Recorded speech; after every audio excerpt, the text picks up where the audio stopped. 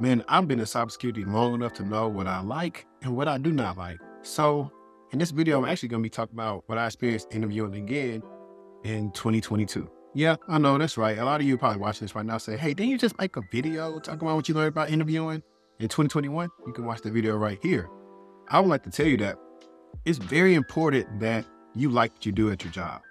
A lot of people focus on so much on making a lot of money that doesn't really mean anything when you don't like going to work every day.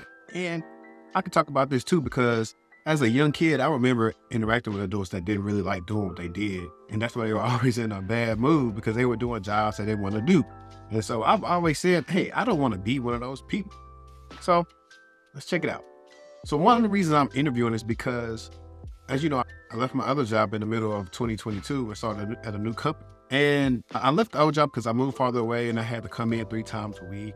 And I just felt like I was being underutilized, you know?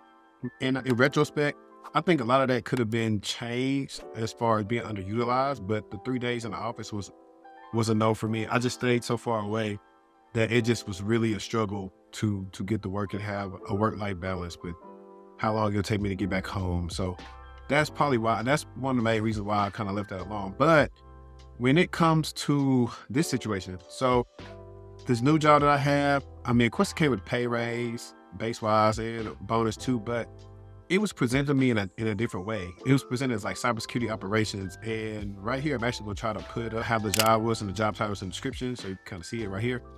But in the interviews, kind of misled a little bit. I was thinking I was gonna be doing a little bit more, somewhat along the lines of what I used to do, but it wasn't like that. I knew within the first week when I started this new job that I did not like it.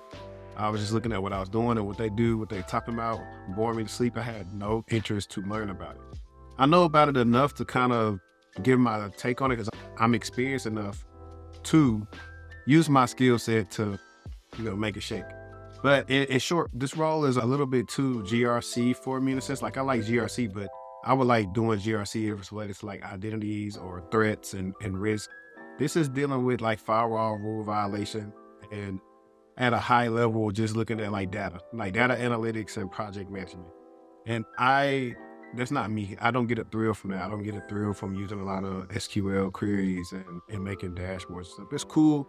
I like doing that. It's related to stuff that I'm doing. Like I would make the like dashboards or something when I was doing like in the SOC, when I'm looking at, hey, these are all the, level one alerts that came in, mediums, highs, criticals, and our response time and like things like that, because I know the whole story. I know why this takes a long time and why we're not doing this. So that's why I wanted to pretty much like lead this role. I'll preface this by saying this company is cool. They do believe in diversity for the most part. They send a lot of us to Afrotech. They do. I mean, they try to do that thing around campus and whatever. Now, when it comes to, I hate when even though I say diversity, I always look at the top and I don't see me. So that's always, do you really believe in diversity? That's kind of how I feel about that somewhat. But another thing also, like kind of one of the reasons I want to go to is because my team is in a different state and I'm the only person in my office for my team. So for me, it's kind of like I'm wasting time to come into the office when I could just work from home.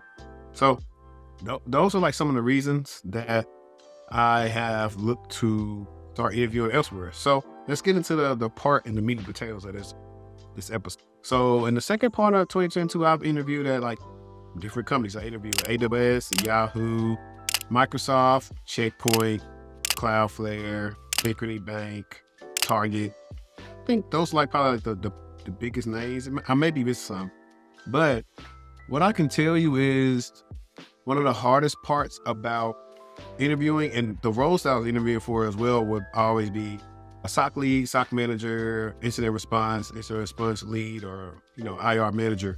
What I can tell you is when it came to like the individual contributor roles, my interviews were not, I would say they was challenging for me. I got through them. I got a lot of good feedback. If you're like a client of mine, you know that I let you hear some of my interviews often to give you the confidence to be confident in your interviews. But I struggle with some because truth be told, I haven't been technical for a year. And so one of the issues too, that the reason why I'm interviewing as well is because I want to go back to being an individual contributor, being technical. That is very hard. When you go from doing something every day, like when I was a SOC lead every day, looking in the SIM, working on threats, threat hunting, reviewing alerts, trying to help with detections, all these different things, right? I'm knowing where different file paths and where I would normally find, threats. I'm pulling from a lot of that in my interviews and I'm doing good, but there's still somewhat of a lack of depth that I can go sometimes because I haven't did it in a while.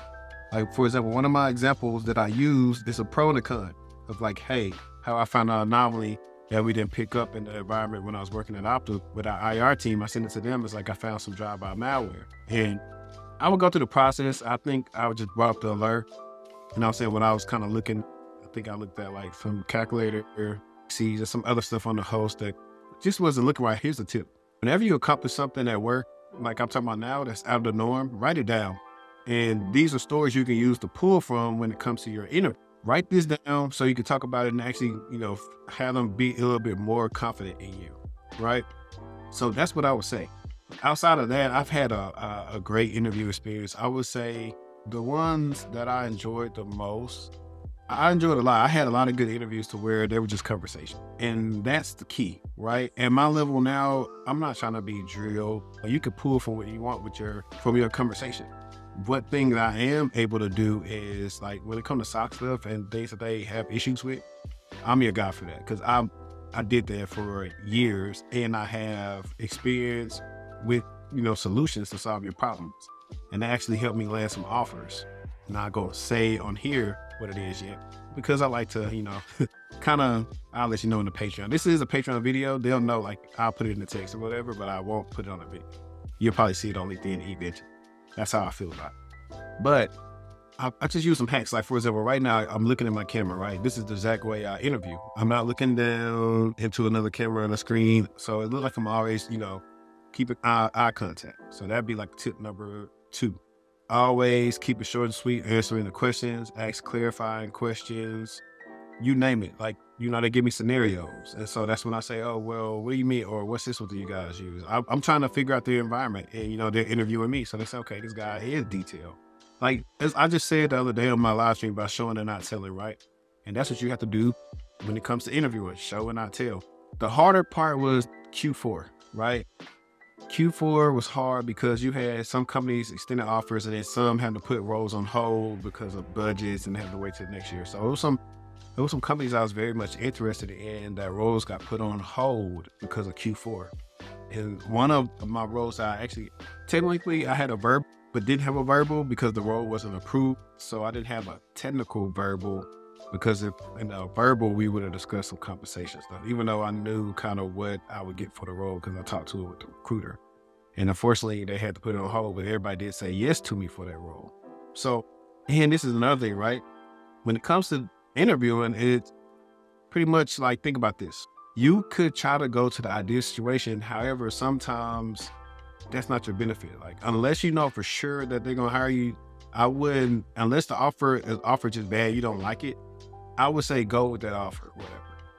Unless, like I said, it doesn't work for you. You can't pay your bills and it don't work. Sometimes you gotta take a step back, look at your impact. Will you just be another person? Or will you be able to make a huge contribution and really speak to some stuff on your resume? Because that's the goal for me. Like, I'm not always thinking about when I take the job. I think about if I want to move up at the job, if I want to leave, what can I say I accomplished? Because I'm looking to have a new set of accomplishments. Some of my career accomplishments are getting older now, and I want some fresh stuff to add on there, right? So if you're watching this now, it's Q1. Companies will start back either hiring in the next couple of weeks or February or March. Hey, it's time to get to it. If you need help with interview prep, you can definitely get at me for that. I can't help you with that. I have like I said, some of the interviews I had wrote down. So I took some questions from them and wrote them down, or tell somebody what they should pay attention to when they interview with certain roles. Overall, the interview process is a marketing process, right? How do you market yourself the best? How do you sell yourself the best above everyone else in order to stand out to land that role? And one of the tricks I actually try to do, well, not as a trick, but I would try to always ask, hey, are there anything about my qualifications that have you hesitant about my ability to do this role? I would ask that always at the interviews, simply because I want them to tell me yes. Or if they do, they'll ask me, and then that's when I can clarify some things. And I had to clarify that one time in the interview, and it helped out. Like, that was a yes from me. So that's kind of been it, what I'm looking for interviewing. But yeah, man, thank you for checking out the video. Y'all know what to do, man. Support the Patreon, check out Course Careers, you name it. It's your boy HD, and I'm out.